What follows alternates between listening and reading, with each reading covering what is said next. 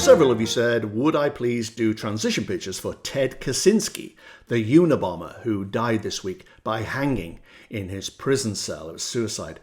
I knew nothing about Ted Kaczynski. It was very much an American phenomenon that when I was younger didn't really reach my ears. So I come at this with a completely blank slate. I didn't know, for example, that he was a brilliant mathematician and could have had an academic career that lasted his entire life. Instead, in 1969, he quit academia and went to live on his own in a cabin in the wilderness of Montana. No electricity, no supplies, no nothing. He learned to survive.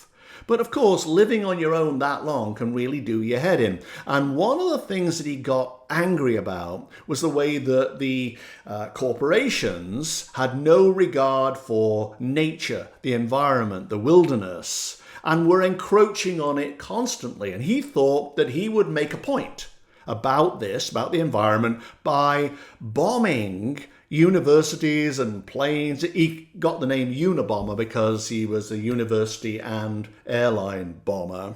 But he killed 3 people and injured 23. One guy lost his fingers. And he said to the New York Times and the Washington Post, if you publish my manifesto, I will stop bombing people. And so they did. And because they did, Kaczynski's brother, David, recognized the style and basically turned him in. And Kaczynski was sentenced to 8 lifetimes in prison. He died at 81. He already had stage 4 cancer, and he was paranoid schizophrenic. Now, I actually lived for 4 years when I was younger with a paranoid schizophrenic who tried to kill me a couple of times. It was really horrific. And so I can understand, and she tried to kill herself once by jumping out of an upstairs window. But basically, these people are very, very unstable. And not only was he schizophrenic and had cancer, but in the end, he committed suicide by hanging in his prison cell. And people said, would you take a look at his crossover to see what happened? I can honestly say that out of all the transitions I've done, maybe all the sets of pictures I have done in the last 2.5 years or whatever it is, this is only the second lot that made me feel ill. When I went into Ted Kaczynski's energy, his head was in some kind of clamp. This could point to mental issues, maybe, that had a grip on him. But eventually the clamp opened and he fell down onto, it seemed like a conveyor belt. It was just a moving walkway and it was heading towards a hole. So this didn't come to him overnight or in a week or a month. This was a culmination of many different factors and it led him towards that hole. When he got there, he went straight down and fell and fell and fell. I do wonder whether he died immediately. There may have been a little bit of a time when he was halfway there. But anyway, he fell and fell and fell and landed in that symbolic cave. I always see that metaphorical cave.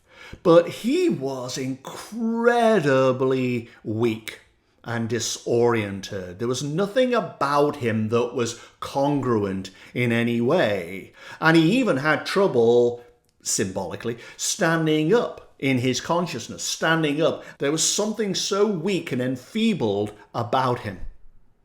But eventually I watched and he stood up and then he went towards the tunnel. This tunnel always leads towards the light.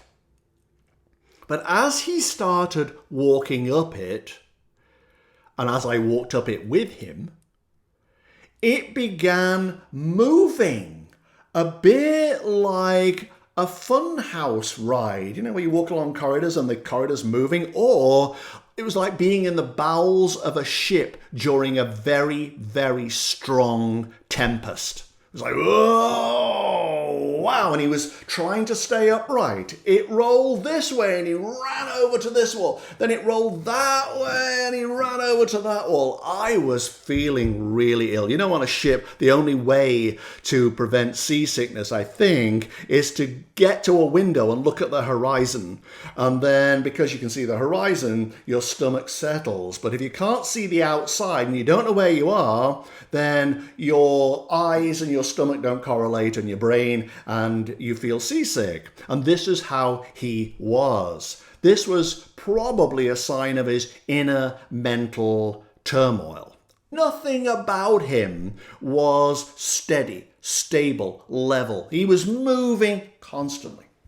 And by the time he reached the top of the tunnel, crawling along, feeling sick, he only had enough energy to lever himself onto the area where the light was. And he lay there on his back, just disoriented, gasping. This guy was not well at all. And then, because this is a space of peace, he was able to tune out everything that had gone before. Like, okay, that didn't work. We didn't get that right.